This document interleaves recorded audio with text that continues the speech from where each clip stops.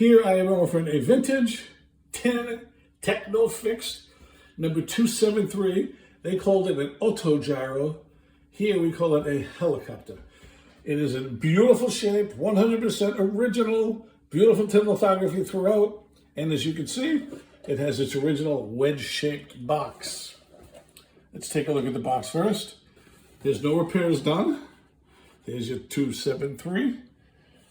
Western Germany. This was made in 1953 and is the fourth of 4 items ever produced in that calendar year.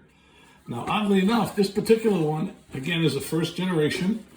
They came out with another one, 293 in 1958, which has variable steering. This one does not. This has a fixed steering.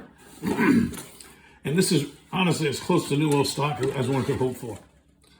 You can see it's a beautiful, beautiful shape. But first, let's take a look at the box and the condition. These are all the original blades on top. All they do is they spin out and they lock into place like that. This one locks down and this one locks down. And there you have it, all the original blades. And this is their 273. And even though the box is made in Western Germany, on the unit itself, it says made in the US zone of Germany. So that tells me these were made prior to them being packaged, shipped, and sold. But again, the helicopter itself is, again, as close to new old stock as one could pray for. It's absolutely gorgeous. It's never been used. I've had this since I was even born in 1953. But my father was a sales representative once based out of a toy store or toy distributor in New York City. And you can see this is beautiful. This is a Clockwork toy. You can see the wheel is fixed. In the 293, it actually pivots so you can adjust it. So this one has a built-in key. And again, when you look at the front end, when you look at this entire thing, there's not a scratch, not a dent, no rust, no corrosion. These are the original blades. Everything is in beautiful, beautiful working shape. What I'm going to do is wind it and put it down.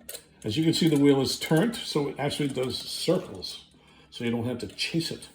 Anyways, we're going to wind it up and put it down on the ground behind me. Before we do that, though, we're going to give a quick measurement. So you can see this is a relatively large helicopter. It's approximately 13.5 inches in length. So it's a good size. And again, when you look at the tin lithography, yeah, it's flawless. This is in showcase condition. I would not hesitate to call it new old stock. I've had this, as I said, since new. This line, Technofix, my father once represented. I don't recall using this particular one as a child. I do recall using the 293 because I remember, believe it or not, adjusting the wheel and having to do circles both counterclockwise and clockwise. This one only goes in a clockwise method. Anyways, we're going to wind her up, put her on the ground, and watch her work.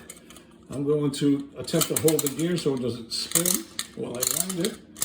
This is 100% original to include the spring, the wheels, the blades, the rotor. I'm not going to overwind it. I'm going to stop right there. We're going to put it down and watch the action here.